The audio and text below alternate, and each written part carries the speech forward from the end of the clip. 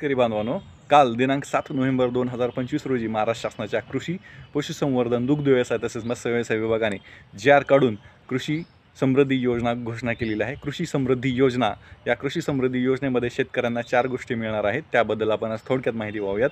सगळ्यात पहिली म्हणजे कृषी ड्रोन्स। राज्यभरातील 5,000 शेतकऱ्यांना कृषी ड्रोन्स भेटणार आहेत। त्याचप्रमाणे राज्यभरातील 14,000 शेतकऱ्यांना शेततळी भेटणार आहेत। त्याचप्रमाणे राज्यभरातील 25,000 शेतकऱ्यांना BVF यंत्रे म्हणजेच जे काय ट्रॅक्टर चलित सरी वरंबा घालण्यासाठी यंत्रे आहेत ती यंत्रे मिळणार आहेत। आणि चौथी गोष्ट म्हणजे शेतकऱ्यांना 2,778 शेतकऱ्यांना शेतकरी सुविधा केंद्र मिळणार आहेत। शेतकरी बांधवांनो, जे काय वरील कृषी ड्रोन्स, त्याचप्रमाणे BVF यंत्रे आणि शेततळी जी आहेत यांची जी काय नोंदणी आहे ते शेतकऱ्यांनी आपल्या MHA-DBT पोर्टलवर जाऊन करणं गरजेचं आहे।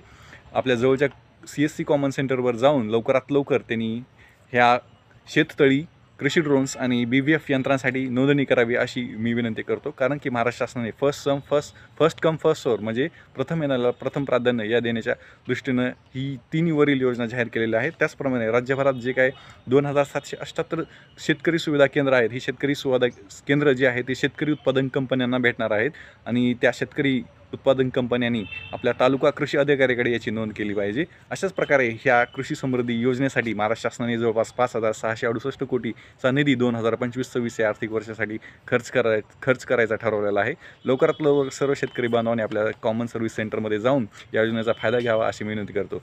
अशाच प्रकारचे नवनवीन शासन निर्णय, अपडेट्स, योजना आणि सर्व जे काय महाराष्ट्र शासन आणि महाराष्ट्र शासनाचे महसूल विभाग आणि कृषी विभाग आणि इतर विभागाची माहिती घेण्यासाठी तुम्ही माझं चॅनल नक्की सबस्क्राईब करा अशी विनंती करतो। धन्यवाद। जय हिंद, जय महाराष्ट्र।